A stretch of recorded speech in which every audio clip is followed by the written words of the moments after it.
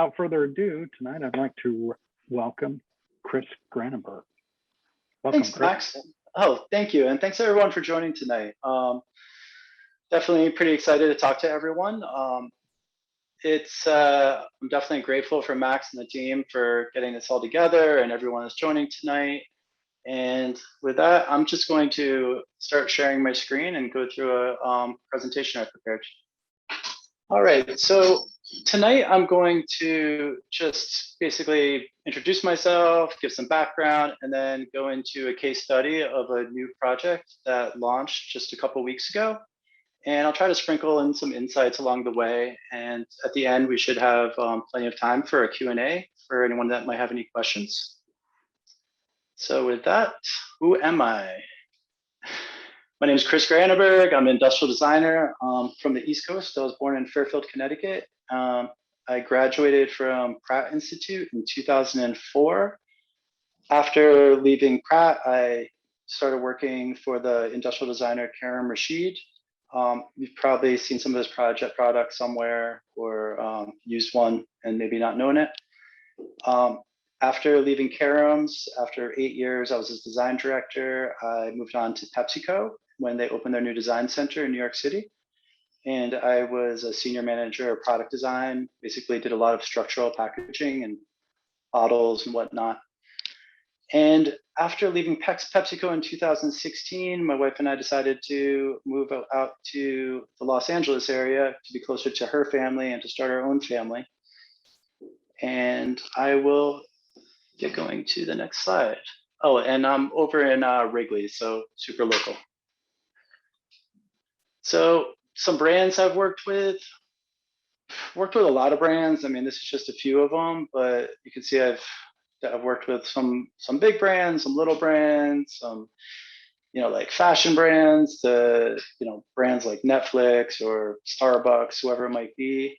So I've had some great visibility to some awesome leadership and in brand marketing business.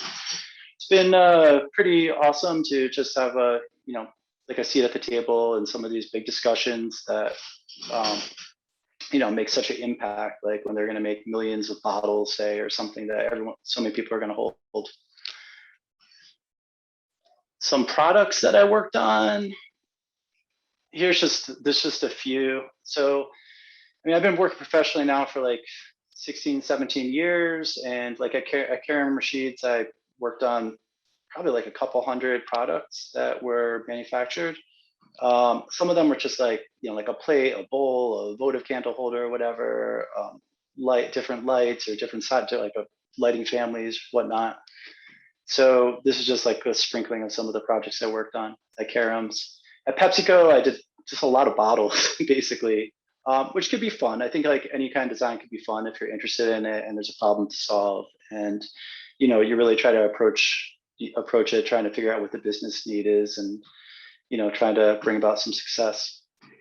And then by myself, here's just like another sprinkling of projects. I'll probably double in the next year what I'll probably have my own website and stuff. I've probably like 10 products or so that'll be launching early next year, which I'm pretty excited about.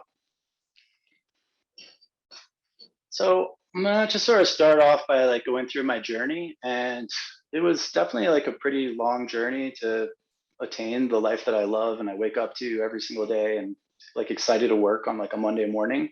I think there's, I think no matter what you're doing, like if you love what you're doing, like it makes such a difference in your life and just creates a lot of happiness and joy. So really super lucky about that. But it was definitely like a journey and it wasn't all like good times for sure. So I'm gonna go through that journey, good, the bad, and then I'll follow up with that case study I mentioned earlier. So early days, I was born in Fairfield, Connecticut, which is sort of like this idyllic type of town. Actually, if you're like older like me or ever watched like old TV, there's like shows like Who's the Boss that took place there. Yeah, it's just like an idyllic kind of like suburban town. It's sort of like if you watch like Stranger Days or Stranger Things or something. It was sort of like that. I just basically like rode my BMX bike everywhere, read comic books, played Nintendo games, had a lot of freedom. Like I was able to like ride my bike when I was like 8 to school, a few miles away. Like play at the dump or in the woods or just doing, kid stuff. So it was pretty fun. I wasn't never really into sports. All my friends were like super into sports, and I just am not good at sports. I never have been. So I sort of, I guess I embraced like a lot of stuff that sort of like was about like escape, like video games and comic books. Like my town had a lot of people that worked like at Marvel and DC that would commute to New York City and back. So my mom was a realtor, so I just had this like huge collection of comic books because they would dump them on her when they moved, and say my mom would tell them I like comic books. So I had a pretty awesome like comic book collection and stuff. But it was a pretty nice life growing up. I was pretty privileged. So then it brings me into sort of like adolescence, and that was definitely a bit of a different time. Like by like fifth grade, I was like smoking cigarettes every day. Then I started like smoking weed every day, which is fine, but probably not for like a fifth, sixth grader. Um, then that went on to like starting like abusing some harder core drugs, like doing cocaine every day by like eighth grade and ninth. So it's like a sort of like a druggy type of thing, but it's a big part of my story. So it's good to sort of share, I think. But yeah, so like by like ninth grade, I was eating a lot of LSD and stuff like that, and that gave me this thing called like HPPD, like hallucinogen persistent perception disorder, and chronic panic attacks and anxiety, which I live with to this day. So it's basically like you're like on a permanent acid trip, which is a little bit crazy to live with, and to have your life change like that when you're 15 years old, and it really threw my life into a tailspin. Um, and so I discovered heroin, which was pretty not the best thing to discover when you're 15 years old, and started abusing that. And that was pretty crappy and led to a lot of like crazy stuff. Like, have you seen like Requiem for a Dream or um, Traffic or the new TV show Dope Sick? It's like basically like that. Um, so I had to taken out of high school and had to go to this alternative high school where there was no art classes or anything like that. Instead, we did like community service and went bowling and just anything that's just sort of like keep us out of trouble, basically. And so my mom and dad said I was sort of privileged. They're like, you should go to college and get out of here, which was a pretty big mistake. So in 1997, I was able to graduate college because one of my best friends, his mom was the principal and pulled some strings at the normal high school, which was affiliated with the alternative high school. And so I went to this college called Franklin Pierce College in New Hampshire, and pretty much the whole time I was just like dope sick half the time, and just wasn't able to go to class. So they took me out of it, and just after I got taken out of it, I was sort of caught like using again at home, and went to the emergency room, and basically that day I was like, oh, I'm done. I finally had enough after like a dozen or so rehabs and detoxes and things like that. So that was a pretty big part of my life, and it influenced me today, but I never really talked about it in public. But that was 24 years ago almost. So whatever, I haven't used since then. So I think it's fine to talk about now. So after that, I started going to Norwalk Community College in Connecticut. And I lived with my brother and a couple of his friends at like a rental house, and worked full time while I went to community college, just trying to figure out what I was doing and try to stay out of trouble. In there, I discovered I was able to enroll in some art classes. So I took like a Photoshop class, I took a drawing class, I took a photography class, and really just loved sort of escaping into doing art and design, because I did like to do that when I was a kid, but it's just something I completely forgot about, and it was like a rediscovery for me. So really focused on my art classes and art design classes for community college, and built a little bit of a portfolio. My mom's neighbors who went to Pratt said, oh, you did some good work, maybe you should try to enroll at Pratt Institute where he went, and I did, and I was accepted into the graphic design department. So Pratt Institute, I'm sorry for the slightly blurry images. It's sort of hard to find high-res enough images, and I didn't really have any taken at the time. So at Pratt Institute, sorry, I have some notes here. I can't really read them. They're based on a little bit too small. So I went to the graphic design department, and most of the students were partying. I already had that out of my system, thankfully, so I was able to focus on all my work. And I loved going to school, but I still was suffering from anxiety and panic attacks, and thought about opiates like every hour on the hour. And so that was a little bit tricky, for sure. So yeah, the first year was a foundation year, and I loved my art history class. That was probably my favorite class, just learning about art. It was all the stuff I just didn't know about, and it was probably the most interesting to me. And also color theory and 3D and drawing. We had all that as part of our foundation year, which is pretty cool. So I lived in the transfer dormitory, sort of like across the street, and I had like 4 roommates, and one of the roommates was in the industrial design program. And I had no idea what industrial design was. I never heard about it. I always sort of had a curiosity at like, how did people make things like a car or something like that? Because there's just so many different parts and whatnot. It just seems like impossible for people to do that. Like as a little kid, I used to always be curious about how things were made. And it was interesting just to learn that that was actually a profession you can get into, and they had it at my school and I could transfer into it. So he was always working on cool stuff like stereos and things, and I'd sit there and brainstorm with him, and really got really curious about it, switched majors, and started my journey into industrial design. It wasn't really a breeze, as I mentioned. Like I had some mental stuff going on, which was not cool. I had a bit of a health issue. Then like we had like 9/11 happen, which I got to see, and then my best friend died in a plane crash a couple of weeks later, which was a little rough. So I was going through like a lot of mental stuff for sure, but I really loved just like being able to like, work on, like go into the wood shop or whatever and work on my models and draw and learn and try to absorb as much as I could from all my classmates. And a lot of my classmates from school are like some of my best and closest friends still today, even though most of them are still in the New York area. Now I'm over here. So, I mean, like, to be honest, while I was at Pratt, I didn't really feel like I was supported by the faculty at my school. It was a little bit odd, because I was polite, I was courteous, I worked hard, but I don't know what I did. But there was a few teachers that definitely believed in me, which was, I think that made a really big difference. Like my 3D teacher and a transportation design teacher, and my furniture design teacher as well. It's also a wood shop tech there. I'm skipping through all my notes. Apologize. But I definitely had like a lot of projects I was really happy with. Like there's actually a bookshelf. Sorry, my office is a bit of a mess. This bookshelf behind me I built there. That's now like approaching like 18 years or something. That one of the faculty members gave me like the worst critique about it, that it was like unstable, it was going to break, all this stuff, which wasn't the case.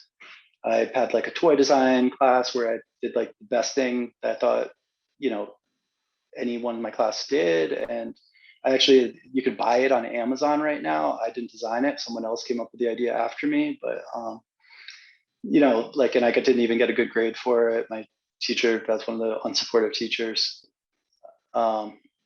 But besides that, I had some really supportive teachers, which really made a big difference. Like I mentioned, my transportation design class. So Pratt's not known for transportation design, and that became sort of my passion at Pratt.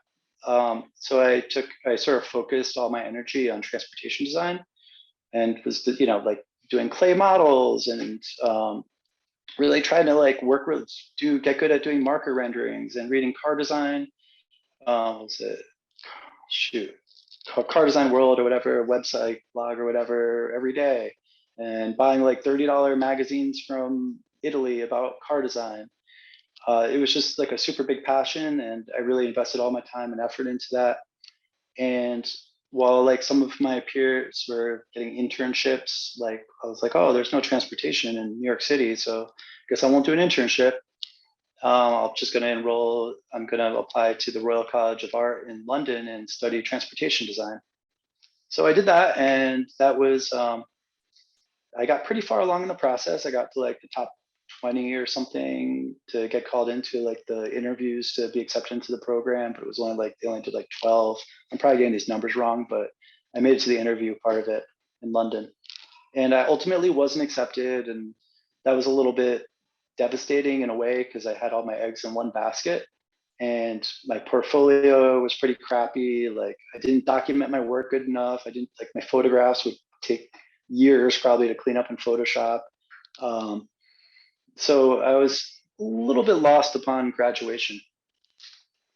So get into a little like some things I wish I knew before I graduated. I don't know if this will apply to everybody, probably a little bit more to some of the industrial designers, but I think some will probably apply to everybody. Like I should have done an internship. That was probably my biggest mistake. I know right now it's so hard to hear that from somebody when it's so hard to get an internship with coronavirus. It's just like, but maybe, you know, if you can't get an internship, if there's some other way you can get some real world experience. I mean, it would have helped me immensely, but I understand how difficult it is now to actually get one.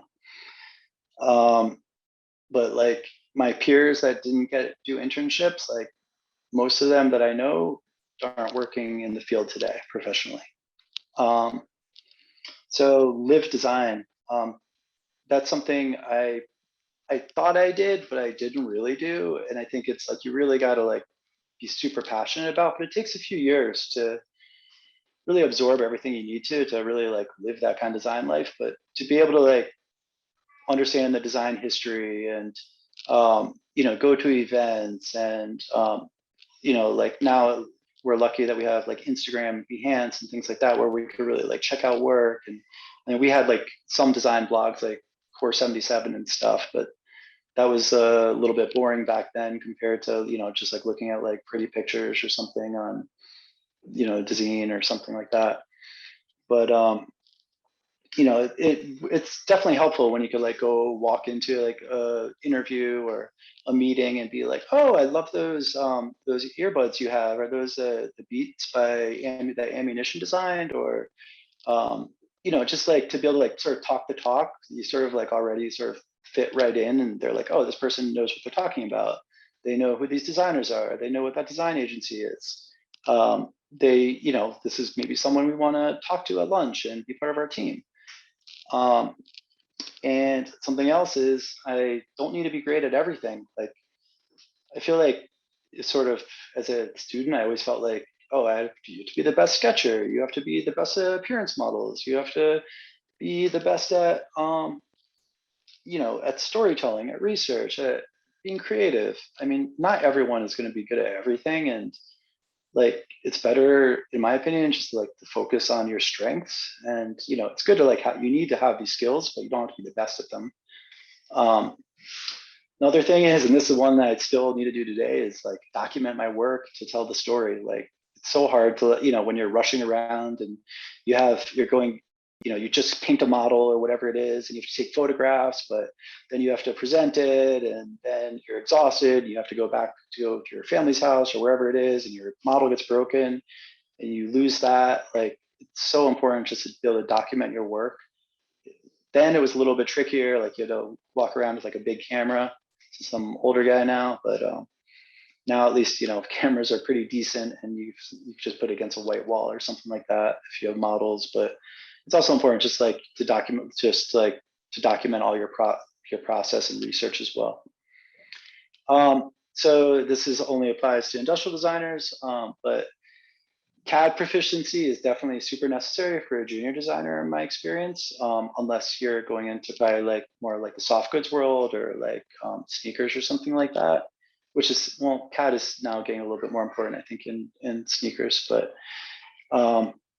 and also in bags. I think, you know, a lot of people are using like Gravity Sketch and things like that, but it's sort of like different, or Blender, but it's a different type of program.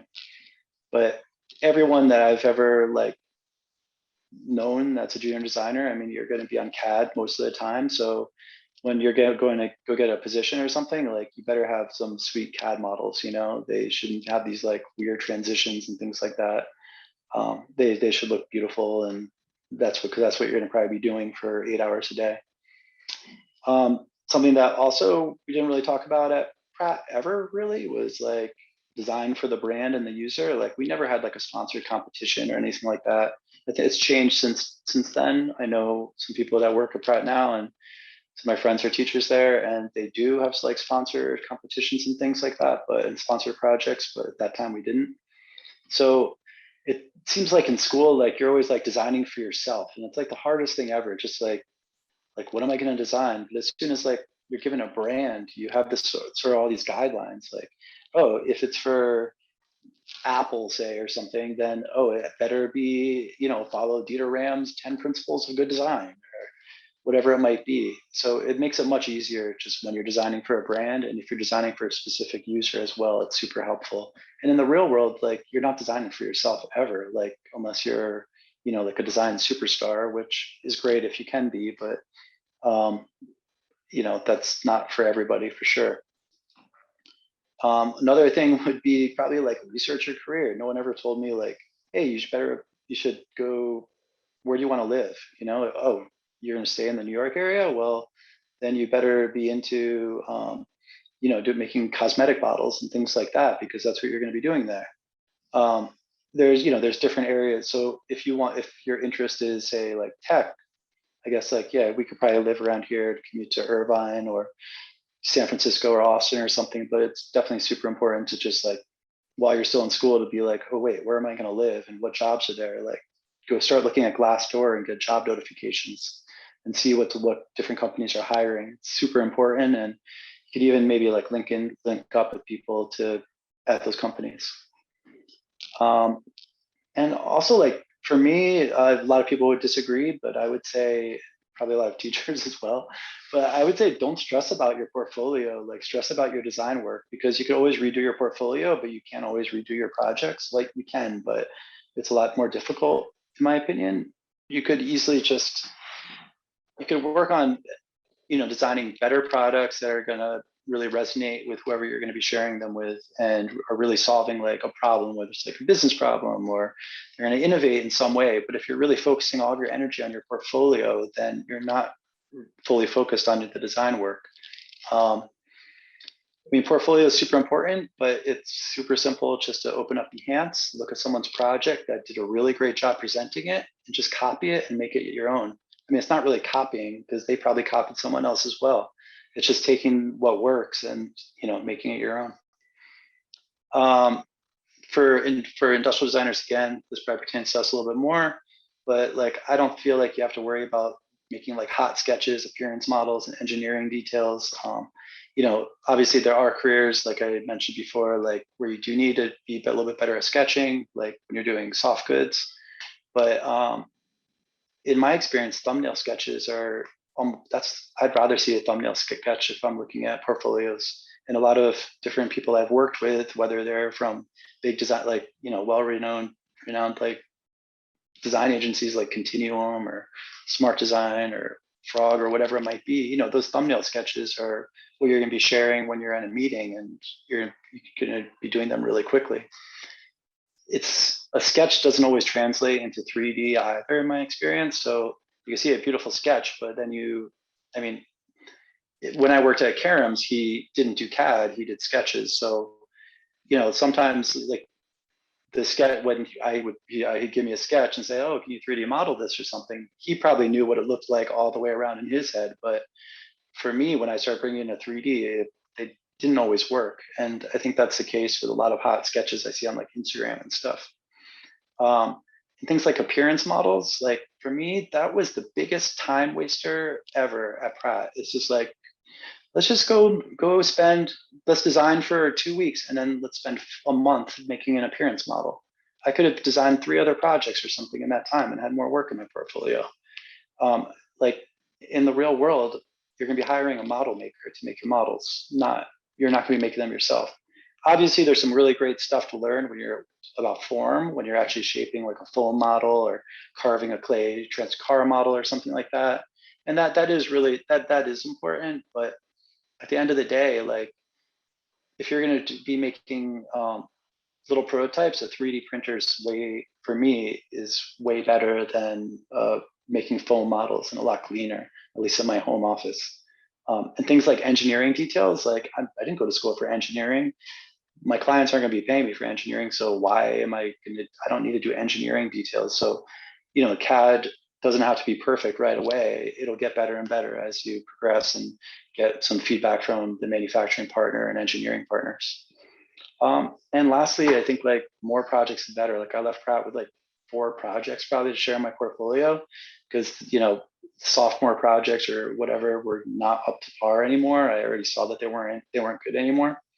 So like why it's really great to have like a full project where you're showing the story, and that's really important. But if you are going to go interview wherever I used to work or something, and you show me your portfolio, and then I look at this one project with a really great story, but then I'm like, oh wait, I've seen this before, or wait, this isn't going to work because of this. Did you notice that? And you know, that happens all the time.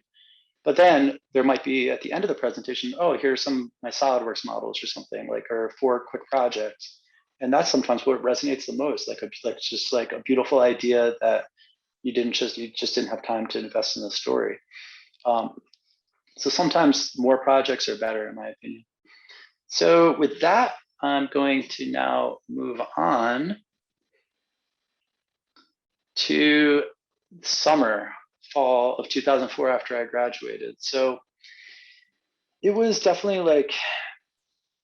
hard leaving Pratt without like any great portfolio, no job, no grad school, no anything, living back home, my parents' basement, and just with, you know, just trying to figure out what I was going to do. It was definitely really stressful. So I started doing some design competitions, which I think everyone, you know, I think that's like a great way to just put yourself out there. I still do design competitions as a professional. I think it's fun just to like jump in there, and even though it's free work, it's fun just to sometimes do something different than what I'm working on. So this was our project. These are renderings from 2004. They're not up to par by today's standards at all. But this one of this project was for this design competition called Love Why. And it was sort of about how to make people a little bit more compassionate about just about life in general. And I was a vegetarian at the time, and I am now as well. But by not killing insects that enter your home, and instead just capturing them, sort of like you take a glass and put a piece of paper under it. So I had this prototyped and made, and it was exhibited in like New York and Paris and London and like Tokyo and Kyoto, maybe like Spain or something, Madrid maybe. And that really brought my confidence level way up, because all of a sudden, like, oh wait, I can do this, and I can come up with like an invention even, or a cool idea that I haven't seen before. So that gave me a big boost of confidence. And at the same time, I was still trying to like come up with other ideas and work on my SolidWorks. With my SolidWorks, that's a 3D program for those that might not be industrial designers. Working on my 3D skills and just trying to improve myself, because so my college wasn't a complete waste of time, and I could get a job doing something that I loved. So after like 6 months of doing this, I was like, and I, you know, doing a lot of interviews, getting no jobs, and the place I interviewed were all sort of crappy in my opinion. I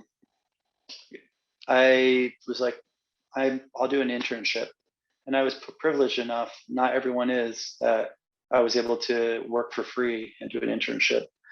Unpaid internships are not the coolest thing in the world, but for me, it was more valuable than you know, than sometimes I just got a lot out of it for sure. So once I decided to do an internship, I wrote an email on like Halloween or something of 2004. It's like it was a Friday, or maybe it was like November 1st or something, and to Granneberg Studio, the industrial designer I worked for.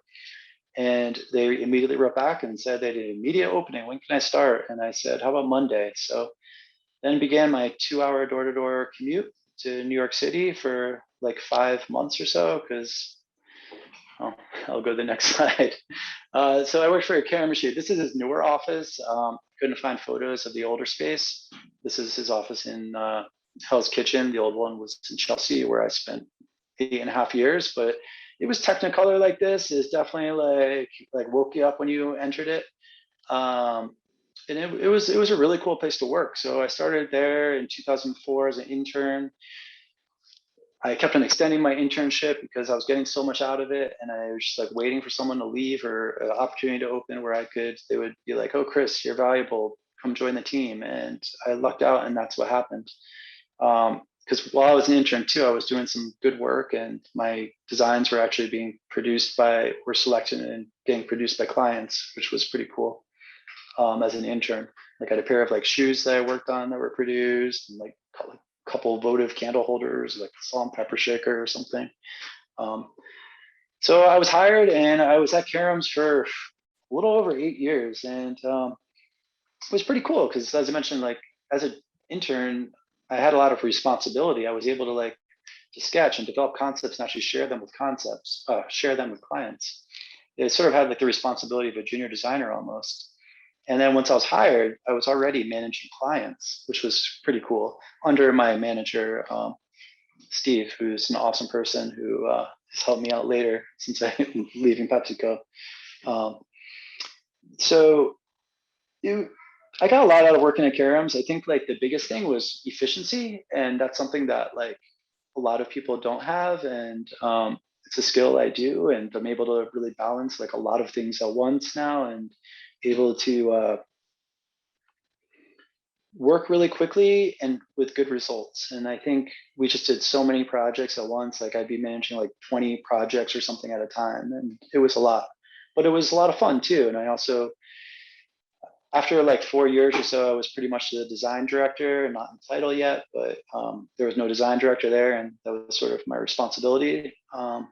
And I was later promoted to be the design director there, so I was able to manage a team, which was pretty cool. And sit at the table in meetings with like Samsung or LG or 3M or Pepsi or like Asus. Like I worked on a notebook computer for them.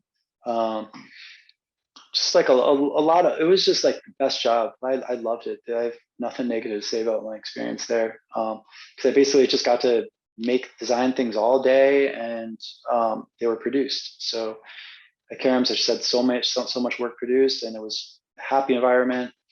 There was I got Karam Rashid himself is like a very interesting person, and he really has a lot of positivity, and it was really infectious. It was like positivity about like the future, and I really took that away from there, which is good today because not everything's looking super positive, but it was more like positivity and like technology and things like that will make the world a better place.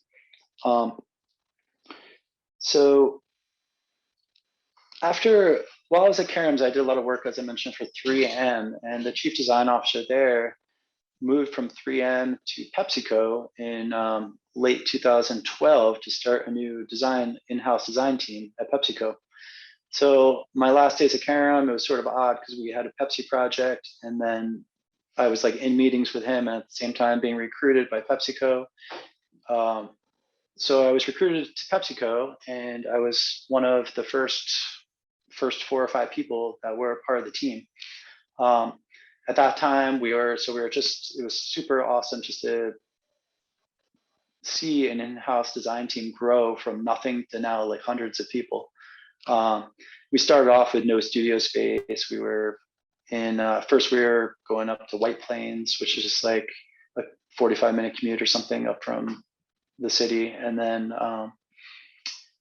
then we had like a small space in Madison Square Park area, the temporary studio, before the space in this picture had a lot of these different seats, in that we moved around a little bit to sort of sit with marketing, and R&D would come in, we would be sitting together. So it was really cool because I would be able to I would sit next to someone from marketing, across from someone from branding, another industrial designer or whoever it might be, and we were able to like bounce ideas off of each other, and I'd have visibility of the work that they were doing and they'd have visibility of mine, and it was just an awesome environment, and I learned so much from my experience there.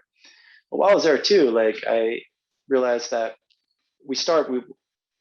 all the initial hires were all pretty much the same level. We were all senior managers of product design, of brand design, of environment design, or whatever it might be. And then there was just a VP above us.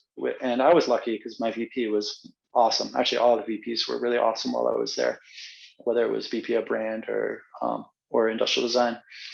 But at this, I sort of was under the impression that maybe I'd have like a higher role.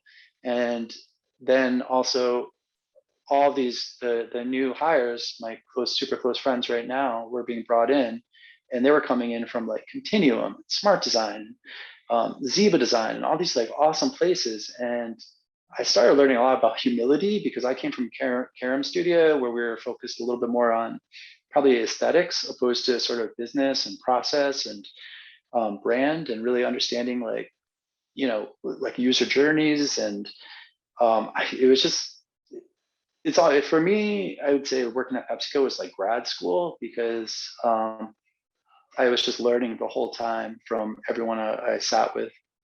And it was pretty cool just to, be in a meeting and like Indra Nui would be there or something. And, she's such a powerful presence, and she was the CEO of PepsiCo back then.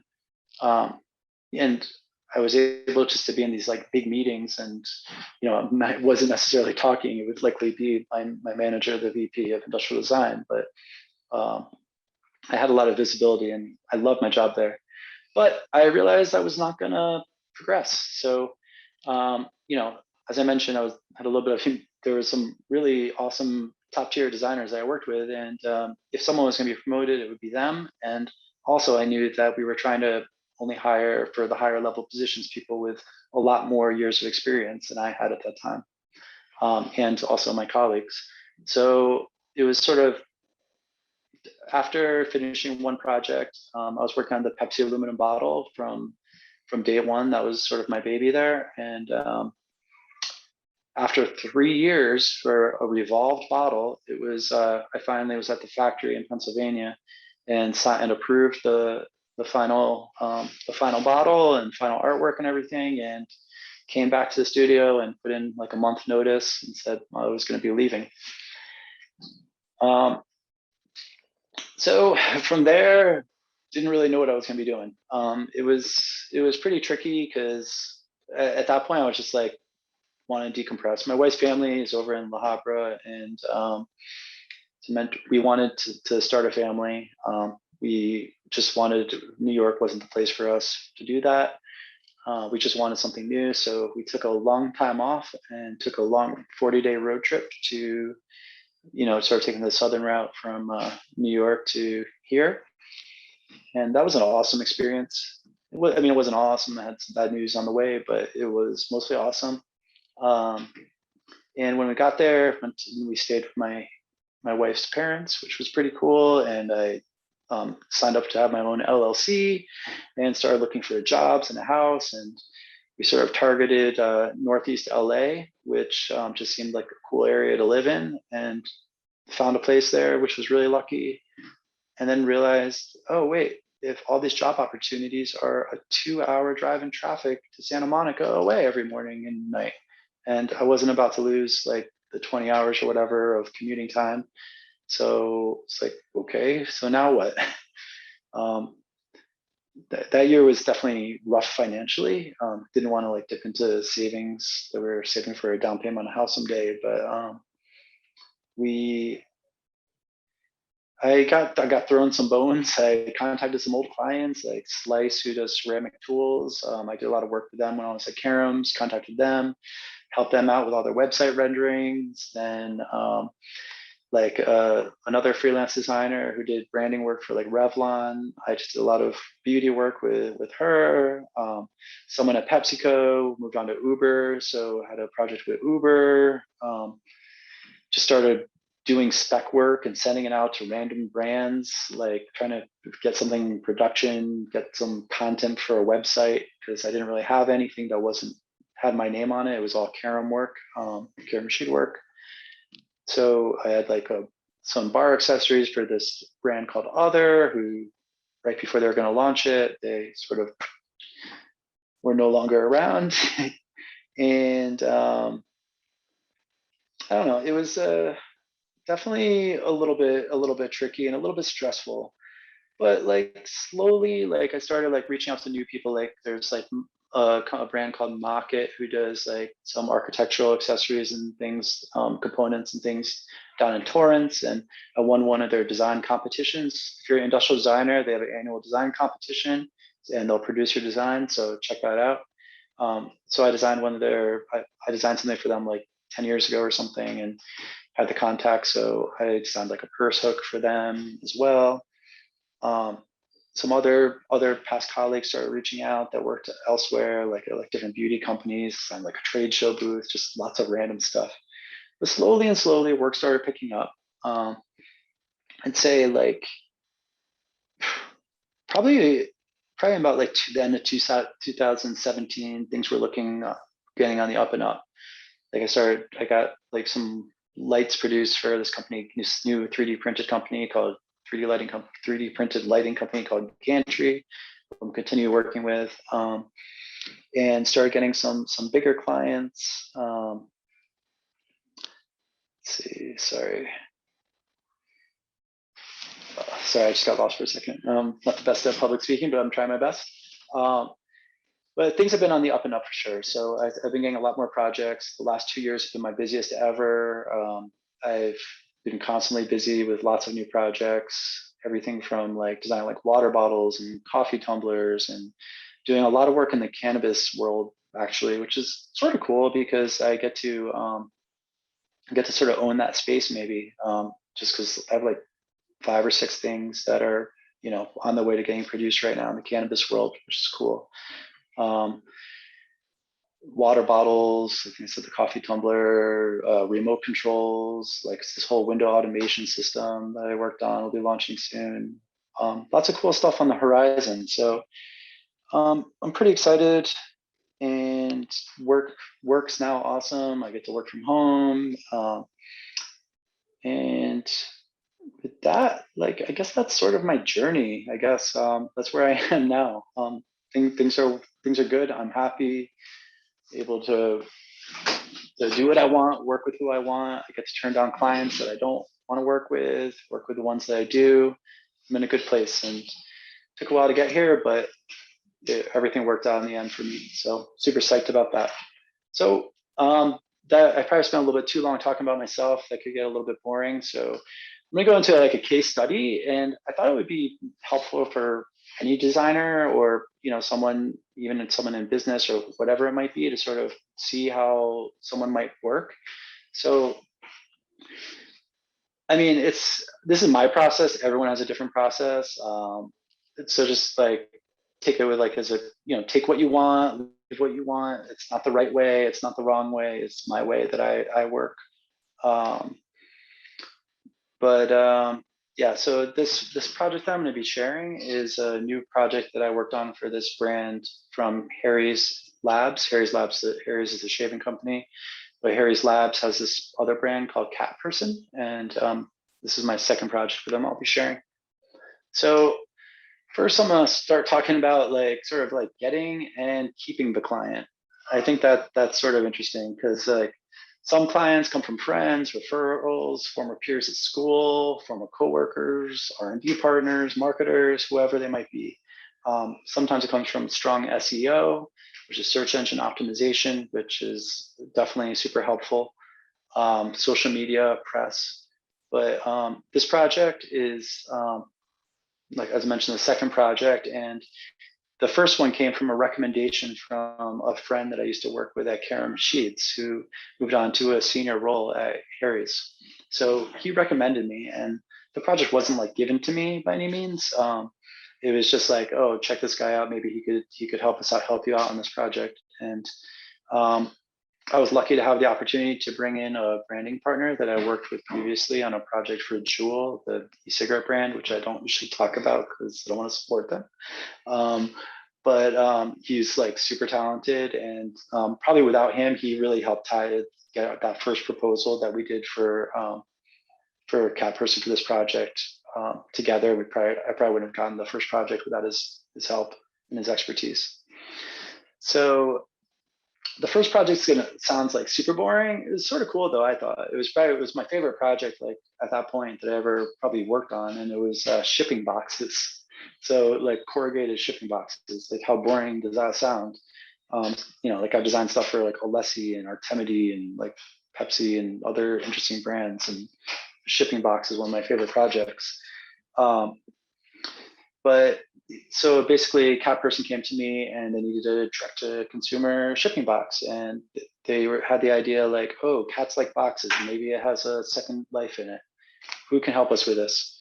So they're like, they talked to the industrial design team at Harry's, and they're like, well, you need industrial designers to help with that. So that's why they came to me. So the shipping boxes were used for their food because that's sort of like their bread and butter, but they also have some products which were designed by the design agency Layer Design in London. It's cool like cat bowls and cat beds and stuff. So our project, which launched right in March of 2020, right when like COVID was like, and everything was going into lockdown, it was like a super strong success, a really big ROI. And they understood from that project that I would bring like quick turnarounds, I had clear and friendly communication. Also, I offered good design at like budget costs because I work from my spare bedroom and have no overhead whatsoever. So I can really cut down on design fees that other agencies are requesting. And I think that they probably liked working with me, I hope. So like you never know where your next project will come from, and I really think it's like definitely extremely important to always like with everyone you work with or come across, like just try to have integrity, honesty, try to be friendly, try to be humble, but also like try to be a little bit confident too that you can get stuff done if you can. So when you do get a repeat client like this one, I think it's because they trusted me and they enjoyed working with me, I think, and think that I'll do more amazing work. So this is like just to give you an idea, this is like the first project. So this is one of the 3 boxes I designed. So you can see that this was their standard shipping box, and it basically just transformed into this thing we called like a cat chalet. And so if you can imagine, this is like super great for a brand for social media, because like what's cuter than like a pet inside of like a box? Like, I'm not necessarily a cat person myself, but a lot of people are, and love taking photos of their cats and sharing them on social media. So when they're tagging the brand and sharing them, it brings a lot of attention to the brand, and it really brought like a strong ROI for them. This is the second one. This was their extra large shipper box, and this one, like I said, turned into a cat condo. They're constantly sharing these on social media, so like on their Instagram stories. So like today I saw one, there's a cat sitting on the top part and another one inside, and they're both sleeping, and it's always makes my day whenever I'm like open up my Instagram stories and check them out. And this one's probably the biggest or the most successful one, just because this is their trial box, and everyone that orders something usually gets a trial box first. So this is the most orders for this guy. So this one is sort of transforms into this like cat toy, and it's really 5 some videos, but I didn't add them to the presentation, but I got them on my website or elsewhere or Instagram or something. But watching the cats actually play with it, like it actually works. So it was really awesome. I really enjoyed this project, and for being boxes, it was one of the projects that I was most proud of working on. So because of that project, I got this one, which is pretty cool. So like in our first meeting, like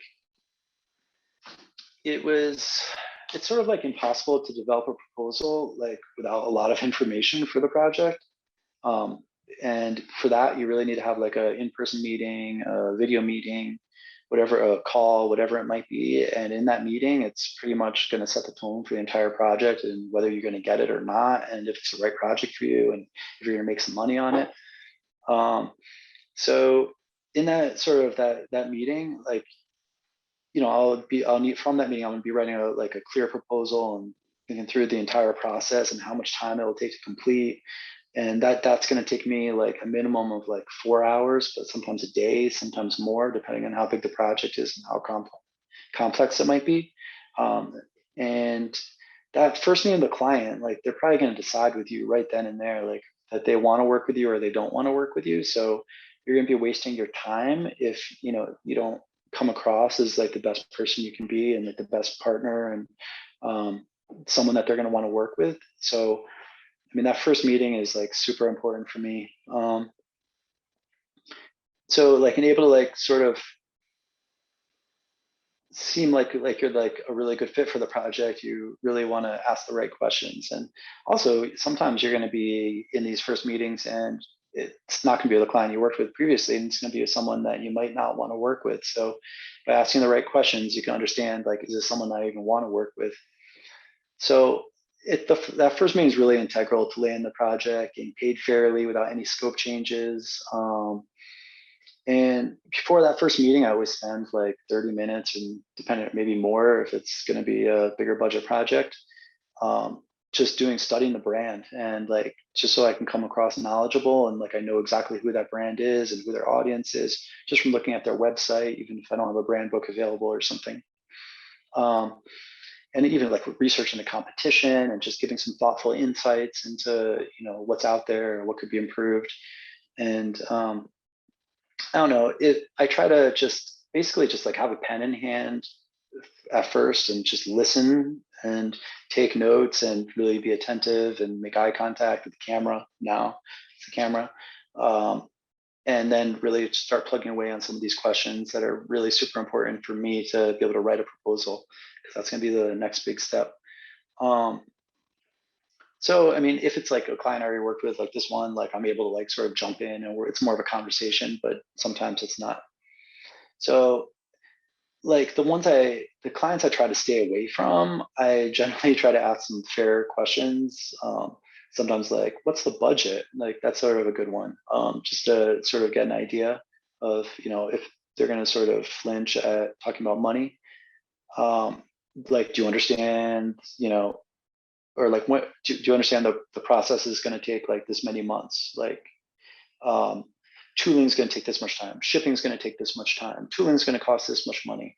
Oh, you don't have a brand yet? Oh, to get your brand together, it's going to be like at least $100,000. Your website too.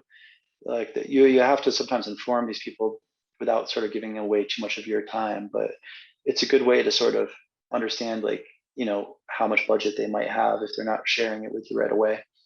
And also if they even know what they're doing, because a lot of people come to me and they haven't never launched a product before. And if they've never launched a product before, they don't understand these things. And I'm maybe not the best partner, like they should maybe be working with like an engineer or someone just to get their idea out there and then bring it to an industrial designer to clean up and try to get it to aesthetically work. But I also try to always ask like, what's the main problem you're trying to solve? Like, always ask like, do you have a brief? I think that's like the obvious one, because if you don't have a brief, then if you have a brief, everything is sort of right there in front of you, which is super helpful. Do you have like in-house engineering capabilities or an engineering partner that you like to work with? Are you working with a branding partner already, or do you have a graphic designer in-house, or what's the business need? Is your brand book done? If it's like sort of a newer brand, do you have a brand book you can share? Do you have some research you can share with me?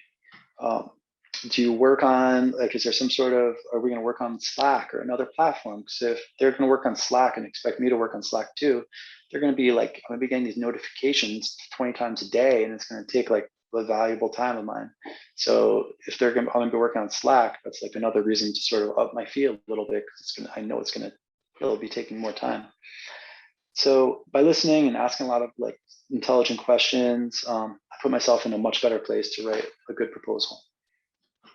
So and also, that they're going to be also talking to other designers at the same time. So no one's ever just talking to just you. It's always going to be, they're always talking to like 3, 4, 5, maybe more designers. And all those people are going to spend, a day writing a proposal for them. So definitely, if you're going to be writing a proposal, you don't want to waste your time on it. And there's some way you can not waste your time. Will help in the long run. So writing the proposal, and everyone has a different way of writing them. I used to write them at Karam's studio, and they were generally like a concise one-pager, not really getting into the nitty-gritty, but also then they had a lot of legal stuff at the end. At Pepsico, I had visibility of proposals from super well-known designers that are the type of designers that are going to ask for like $700,000 to sign a sketch of one bottle or something, to like some awesome design agencies that are well known, to smaller design agencies. So I had a lot of visibility of how people write proposals, and I don't really write them like other people do, but I do them the way that works for me, and it seems like my clients responded. So there's no one right way to write it, for sure. So I'm going to actually share the proposal that I shared with Cat Person to get the project for this new project that they came to me for. So the new project was a project requesting a cat litter box system. So it's a litter box. It was a litter box scoop, and it was a litter box mat, and it was it was a shipping box that would hold everything. Perhaps a couple of shipping boxes to hold a couple of things to scoop separately or something as well.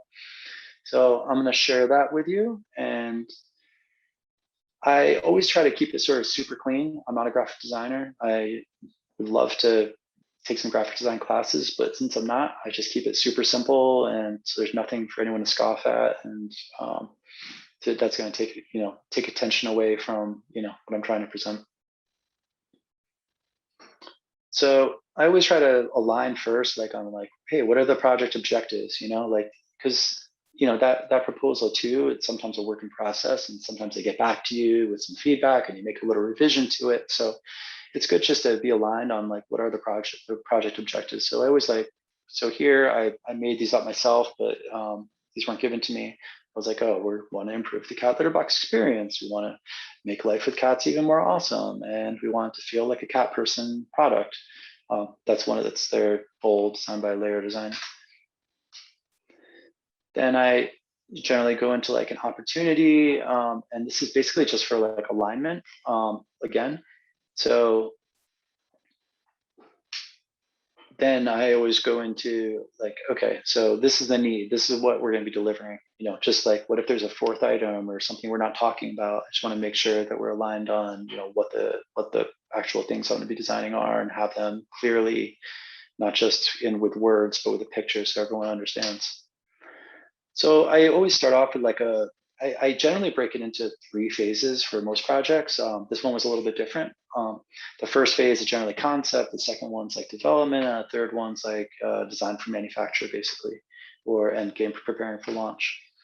This one's a little bit trickier because the timing was super crazy. I mean, this project was a 6-month project from starting it to having products shipped here in the US. During this time, it's crazy that we did that. So I've been using this format for the last couple of years, and it's worked for me. And the clients have really appreciated the way I sort of create them. I always like to go through my process, so they're like, not just so they understand what I'll be doing, but then they're like, oh, okay, that's why they're asking for that much money, because that's obviously takes a lot of time to do all this work. So by actually like writing my process, it's like sort of validating the fee that I'm asking for. It's not really too much to talk about for some of these other pages, but I can mention like I probably should have limited the number of revisions here. That's something it's always important to write. I've worked with them before in the past, so I didn't want to get too picky on things, but it is good to be like, okay, 1 round of revisions, 2 round of revisions, or else it's gonna be out of scope. And again, everyone does it differently. So I went from phase 2 development refinement then to the shipper box, because we were working so quickly, we needed to start getting files to who would be producing the shipping box as well, and start understanding what that experience was going to be. So it was a little bit to then step away from that and do sort of these like parallel steps in a proposal. Because as I mentioned, I usually just have 3 phases, and this one would have been sort of designed for manufacturer generally, or final product refinement, as they call it on this slide. So like again here, I probably could have I could have billed for some of the extra revisions that I ended up making, but I had the time. I sort of like already factored in the amount of work that was going in it and the amount of time I already put into the project. So sometimes it's better not to be greedy if you can afford to not be, especially ones with a good client, because they're more apt to come back to me if I'm not like being like cheap and being like, oh, you know, I need another $500 or whatever it would be, you know. You just don't. I don't want to be difficult. I want to, you know, collaborate with these people. I want them to want to work with me again. I want them, if they move to somewhere else, I want them to come back to me and wherever they're working at the new place. So definitely just try to keep it nice and simple. So then I always get into sort of like the timing milestone estimate. I think that's always helpful for a client to see, like actually like see it all on one page right in front of them, be like, okay, we're gonna do it this day, you're gonna deliver it this day, we're gonna start it this day, we're gonna land this day, deliver it this day. That way it's again, just for alignment. As I wrote, like this is an optimistic timeline to me. It still seems crazy that we accomplished it, but ended up being a November launch, not an October launch, but we were pretty close on schedule. And then I sort of break it into like a fee and schedule. So I don't get into any legal stuff. I probably should. People are probably like, why don't you put legal stuff in there? But like, what am I going to do? I'm not going to pay for a lawyer or something if someone skips out on me. I've only had like 1 or 2 experiences, and they weren't for that much money where I wasn't paid. So I'd rather just trust. I think if like I'm trusting them, they'll trust me.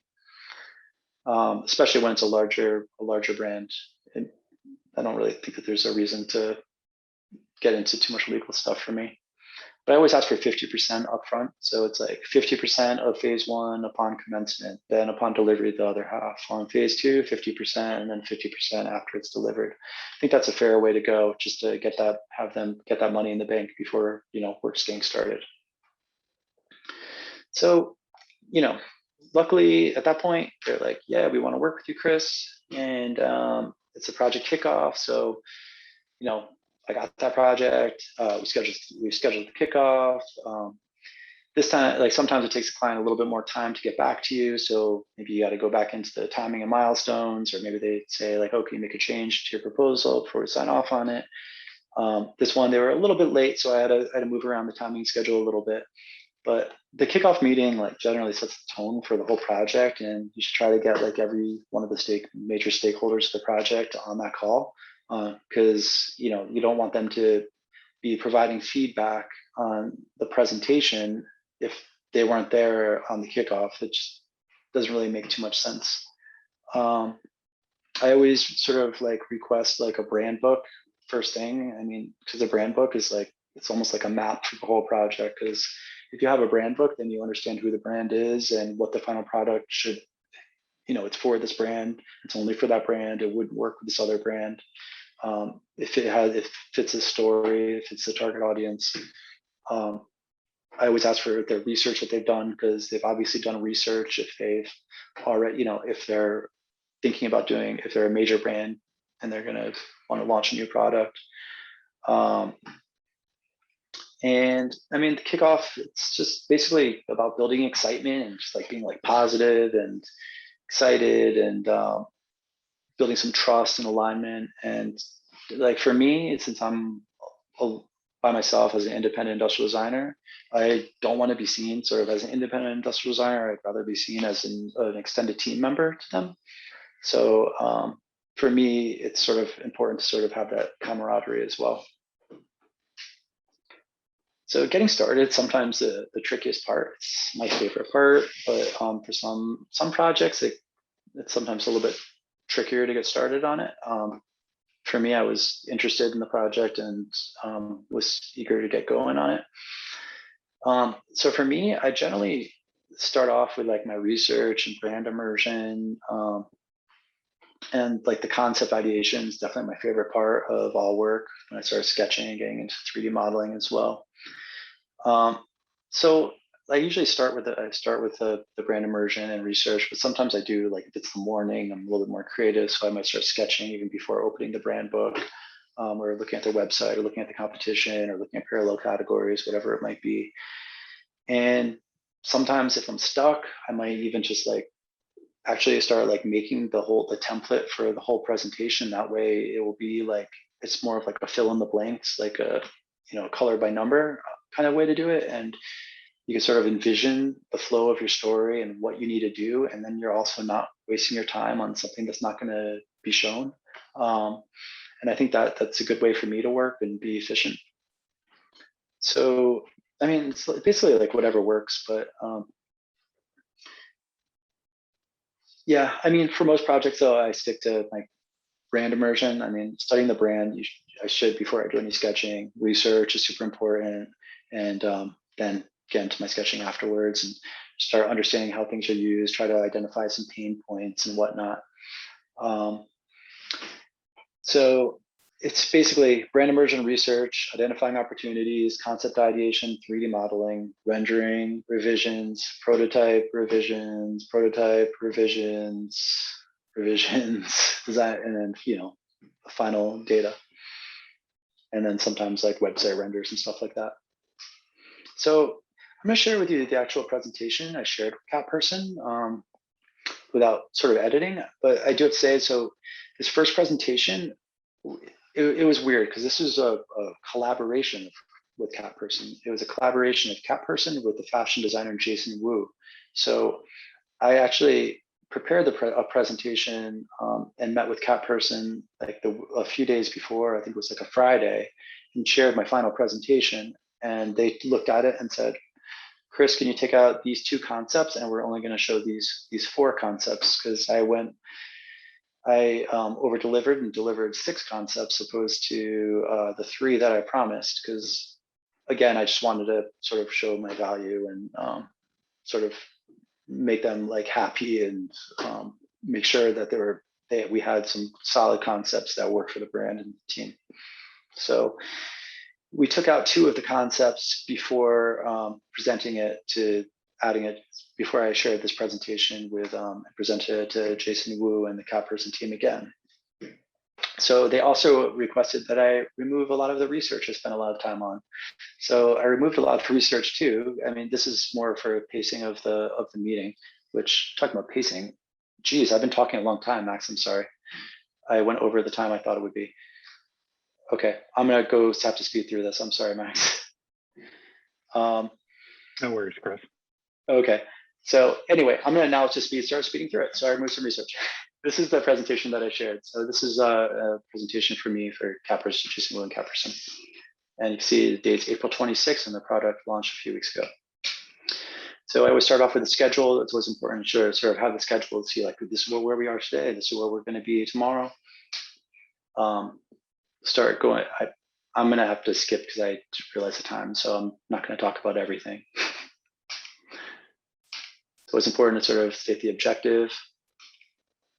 Here, I thought it would be interesting to sort of show like, it's a little bit cutesy and unnecessary, but the brand is a little bit cutesy and it felt on brand. So like, what our cats think, it also sort of starts setting the tone and start implanting some of the ideas of the pain points that I came across in my research that I applied to the concepts later on. Then just the target audience is always important to share as well, just to show that you're thinking about them. And then research, see the appendix. Here are some of my research takeaways. I'm not gonna get into the actual research, I'm not gonna get into all this for sure, because we don't have time. So how brand translates to form, like I generally like make like a map with quadrants, like, okay, your brand is, it's either like one end of the spectrum might be playful and the other one's technical or whatever it might be, and map them. It's a little complex with 2 brands, as you can imagine. So instead, and to save more time and knowing the brand already, I just sort of identified some keywords from the brand book of both Cat Person and also Jason Wu, and then sort of tried to find the ones that sort of all that were sort of the core of both brands and what those would be, and then co-create sort of like a design theme around that, as well as sort of some inspiration that sometimes I cheat and add an image that looks like one of the concepts and place it in there, but I think some of us may do that. So this is the design theme, and I always also state also that the concepts are basically, they're not final products, even though that they're renderings and look like they're final products. They're not final products. We're going to be revising them, changing them. Don't see them as final products or concepts. So this first concept is the one that they selected. I called it Walk Up. Had like a cool asymmetrical opening. I thought I sort of, again, want to over deliver and just show what it would look like in an interior for each concept. Then look at it like plain, look at it with the top off. Some cats don't want to use the enclosed box. So if you buy an enclosed box and your cat doesn't want to use it, then better look good with the top off as well. I mean, there's so many things. I could talk about cat litter boxes now for another 3 hours, but I don't have that time. It's always, for this project, one of the main pain points was space, and that cats can't turn around inside. They can't sit down, they'll bump their head. So dimensions were a big part of my story. Scoop was another thing. It's pretty close to the final scoop, except for we revised the design a little bit. And then the litter mat, we later ended up dropping. So I'm going to try to speed through this now. I did not pace myself as well as I did prior to jumping on Zoom. And this was the final. It's nice just to show all together. The cat's a little spooky. It was a 3D model.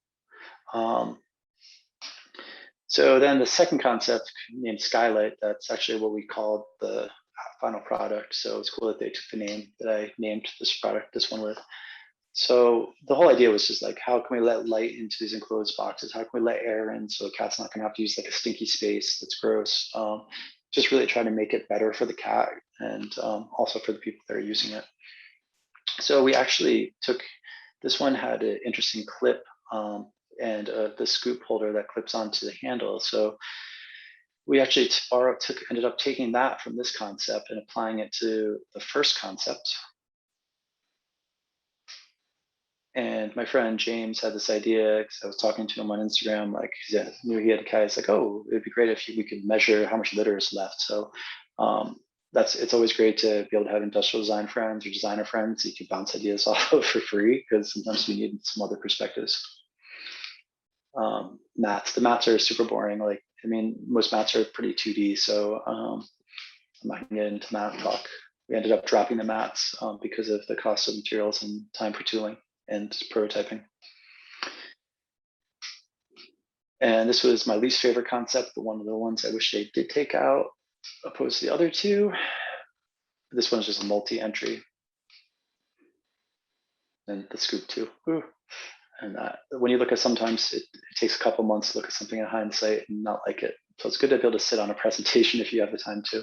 I didn't in this case. It was a pretty fast-paced project. Hideaway, this was actually the name we named the scoop and scoop holder. This is the product name, so it's cool. Again, they used my names they came up with. This is the one I would probably use in my home, but is probably also not the right one for the brand. And it's all, like this page right here, this is like the most important page in every presentation for me, because they always go back. Like, can we go back to the, the concept overview, like just so they could see them all and compare them. And when you're done with the presentation, you always go back to the page with the concept lineup. This is the one that they print and they put on the wall and discuss as a team together with as well. Show them. So it's important to talk about color too, because color plays a big part with cats' eyesight and stuff. Like a bright white box is too harsh. Some of the dark boxes hard, more difficult to clean, has some issues. There's lots of things color, and I thought that was an interesting part of the story. So this is in the cat person blue, and then just showing some different CMF options. So Jason Wu's brand is like really sort of more sophisticated and serious, and he uses a lot of black. So he really veered to this black that I showed here, and that really helped him. Like these pages really helped inform what they're going to do with the collection too, in terms of CMF, color, material, finish. So in the this is like part of the appendix, and just going through some of the research. I'm going to just not even talk about anything. Most interesting ones were the do-it-yourself, and those were the best litter boxes that I found in my research, were sometimes the do-it-yourself ones. Sketching, you notice I did not share any sketching in that presentation. So that was the end of my presentation. So of that presentation for the client. So I didn't share any sketching, but just to show like sketching does happen, like it top to bottom, left to right. My first sketch, one of my first sketches in this top left corner was pretty much the design direction we went with. You can see I just do thumbnail sketches sitting on the couch generally, or lounging on my chair or something, and it's all that's really needed for me. I don't need to do hot sketches, because when I bring them to 3D, they don't work, and this is faster for me. So feedback right after the call, they're like, okay, we want that walk-up concept. Let's lose that scoop holder, that integrated scoop holder on the back, and use the scoop holder from the other concept and put them together. Jason said, hey, I have this really cool perforated radiator in my house, in my apartment, and what if the top was perforated? Little did he know, I actually had perforations on it, but I removed them because I was like, oh, this is gonna require some labor and also could get dirty, but it does look cooler with the holes and lots more lights and stuff in. So it's cool that we're all aligned with that. So I'm not going to go through it. This is Max is gonna, like, I have a lot more pages, so it might be a good time to probably start wrapping up, but I'm just going to quickly just zoom through just so you guys could just see, like, we went through a lot of iterations. There's a lot for me to talk about, but I want to save some time for some Q&A. So there was like 13 presentations like of different iterations and things. So I'm gonna just flip through these really fast just so you can see sort of like the whole project, like of how we got from point A to point B. We're talking about materials, what the materials are going to be, changing draft angles, looking at how big that mat is going to be inside of, how big it should be before we dropped it, because of the cost and timing issues. And then, start like, oh wait, it's getting a little bit big. Like maybe we can make it a little bit smaller. Let's try to get a little bit closer to ModCat's interior volume. And then the scoop holder development. And then the manufacturer came back at the last minute, like, oh, we need to add more draft if we're going to be molding an ABS, matte ABS. So like 6-degree draft. Oh no. So PP it is, polypropylene. Then, we had all these 3D printed, all the different sizes of the holes to make sure you could sift it quickly and without getting clumps of litter breaking up or getting back inside the litter box and smelling. So we did a lot of testing. Also, I forgot to mention the appearance model, which I actually have one right behind me. Jason Wu used for 3 or 4 months before the steel started being cut for the tool. So he was actually testing it the whole time with 2 cats, and they were both using the same litter box for the first time. So that really validated the concepts for us too. And manufacturer, playing designer, making changes without asking, changing materials. And then the final product. So this was launched just like 2 weeks ago, I think it was, and came out pretty cool. I've never seen a litter box like it. The whole idea was to try to get something that fit into your living room space and something you'd want to live with. Most of the target audience lives in a smaller space. Maybe they're a little bit more affluent, but they live in a small apartment or house, like in an urban area or something. Photography came out pretty decent. And I was pretty happy with the final results. And then when you get to sharing your work, I'll just like quickly touch base, like important to share it on Instagram, sharing your project on Instagram, it brings in sometimes someone from, like a really big website like Yanko Design or whatever it might be, will share and repost it. And then someone will see it and give you another project, and like sharing it on, I should share it on Behance, but I just haven't had time to upload stuff to Behance in a long time. But yeah, share your work, put on wherever you can, put on LinkedIn even. I got a job from LinkedIn by sharing that shipper box project. I got 5 products that are being produced from that.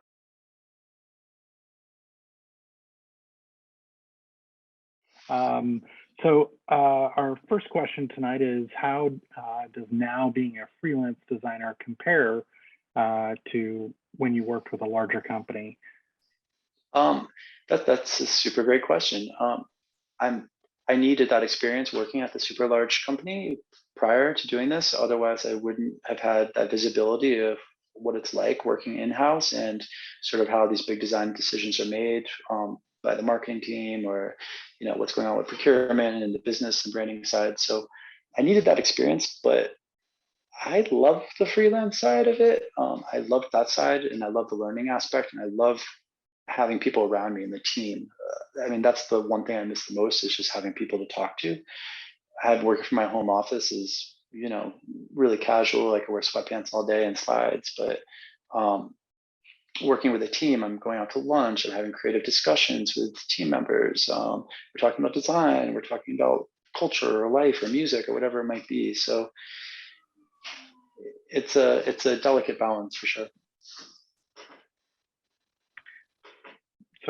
Sorry about that. I didn't mute myself, and we had downtown Long Beach Fire Department to go by. Also, the student commented at amazing life story, by the way. Oh, thank you. Which follows up with thank you for sharing your personal story. Good times and the hardships is very inspiring. Do you prefer working for yourself? So this kind of tailors off or dovetails off of the last question. And what personal qualities do you think one needs to work for themselves? That's a hard one. Because I don't know if I have all those personal qualities to be able to work for myself, though I'm able to. I guess it's just motivation and passion. Motivation, passion, and loving what you do. It's so hard to get started, though. It's very, very hard, and could be very frustrating. And there's a lot of days when you wake up and you have no work to do, and you're just like, all right, I wonder if there's like a mid-level position I can get at this crappy company so I could pay the bills. But once you're able to get started, I'm sorry, I had to lower my voice because my daughter went to bed. Can you hear me okay? Yeah, we can hear you fine. Yeah, so I guess perseverance, optimism, joy, being happy with who you are and where you are. That would probably work for me. That's a great place to put yourself in before you start challenging yourself with working for yourself. Yes, for sure. And if you could have some clients already up front prepared, that would be the best, to have those relationships. That does not hurt at all. As somebody that deals with generating new business development, it's not always the fun part, but it's necessary. For sure. Comment, thank you for sharing your story. Your authenticity is incredibly refreshing. Is there a particular project that has been most rewarding for you to work on throughout your career? Since you've done a lot of stuff, is there something? Well, I would say the most rewarding was probably the Pepsico aluminum bottle, only because it was 3 years, even though you don't even see them in stores. It was just the sense of accomplishment after working on something for 3 years, and it's the simplest shape in the world, but the most complex. Or I think some of those projects at PepsiCo would probably be, but it's hard to say, because then again, like that shipping box that I quickly shared, like that was super fulfilling for me, and it was a box, like it's not as interesting as a notebook computer or something like that, but it won so many design awards and got so much press that people enjoy it. Like if people are enjoying something, that makes me happy and it's rewarding for me. That's awesome. Yeah, sometimes the simplest things, making something that could be very complex simple is very deceivingly hard. It could be. Like rendering it and animating in Keyshot was a little tricky without using Blender or something like that. All right, so we have you brought this up early on your presentation. Do you have any advice on how to land an internship? And if one can't be landed at the moment, what do they do since a lot of jobs require it? Yeah, I would say start getting on social media. Instagram has been like my best friend for like the last year and a half or something. There's so much talent out there and such a good community. So you could start participating in things like Render Weekly. If you're an industrial designer, they probably have the same for graphic design or whatever type of design you're working on. But like Render Weekly, I spent an hour yesterday because I didn't really have it, but I 3D modeled and went render something really quickly, and they shared it today, and that kind of thing. Like it brings like new followers, new people, and connections. So it's also a good way to just start like testing yourself for speed. And design competitions are the best too. Like I said, I still do design competitions, and because they're fun. They're fun challenges. Like there's a website called DeSall, like DESALL, that always has a ton of design competitions to do if you're an industrial designer. Some of them are also, I think, graphic design. So just start searching design competitions. That would be my best bet. And start watching YouTube videos and tutorials. There's just so much out there. Like a lot of these like younger designers that I follow on like Instagram who are like 21, 22, they have like these like huge followings on YouTube doing tutorials and showing how they work, and it's all free now. I didn't have that. I wish we had that when I was, learning. I use it now to learn, but I'm 42 or 41, Yeah. 42. Yeah, I think the competitions are something I would highly recommend, because it's something that gets you a real world brief. It's not something you're making up. It's something that someone else is making up. Oh, and also you should check out Upwork. Like go on Upwork, and if you have some capabilities of CAD, if you can access if you have software to access whatever, if you're a graphic designer too, like you can get paid $15 an hour or something, but at least you're like working with someone that's like a real client and learning how to work with someone. So, because a lot of the people on Upwork, like they have like no budget, maybe they don't know what they're doing, but you're going to learn from that process. Even if it's some person that has no idea what they're doing, they're giving you $10 an hour or whatever it is, and at least you're getting some experience, and you can sit from your house and do that and communicate with them. So get on Upwork, and there's other websites like that too. That's great. I think there are actually quite a few resources throughout the different disciplines of design that have those types of work for hire type approach that you're not going to get great projects out of it, but you may get something that leads you somewhere. To be honest, I put myself on Upwork, and I got a project with my actual hourly rate, signing what I love designing, and awesome. That's right now. So there's people that will pay you, on these websites too, like much higher rates. Thank you for such a personal and real presentation. This is a high school senior exploring industrial design, and you have helped make it very real for me. Look, I could give them some quick insight before they finish. Is there more? We have one more, but yeah. Well, for a high school senior, there's this program that I'm part of and I'm a mentor with. It's if you Google search advanced design, and then it's called Offsite, and it's a online program. Basically, it's a remote program for industrial designers, and they have a scholarship as well. If you aren't able to get the scholarship, it's $2,000. But they have one program for people that are just starting out or don't know anything about industrial design, and then they have another one for those that are leveling up. So look into Offsite, part of advanced design. All the students there. I mean, they have people from like Google coming in, giving lectures and stuff. All of the instructors are awesome as well. Great. Good advice, and thank you for joining us, Chloe. Since you started freelance in a new location, new to you, how did you go about researching manufacturers? Did you have recommendations from others, or is this through your clients, or do you just do it online? When it comes to manufacturing, it's generally like my clients have that capability in-house, and they do that.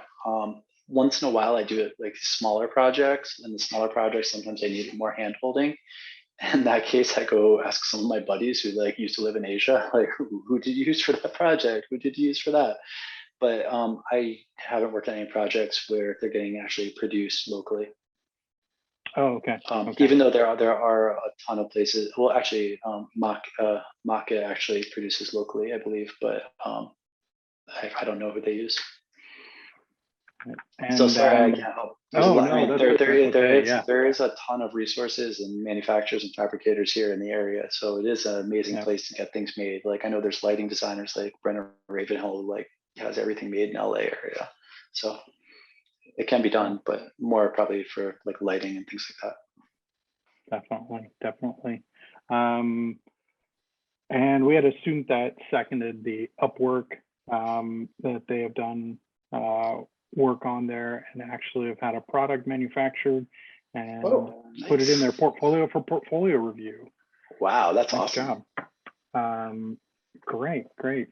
So that is, I think we got you wrapped in close to your cutoff time here tonight.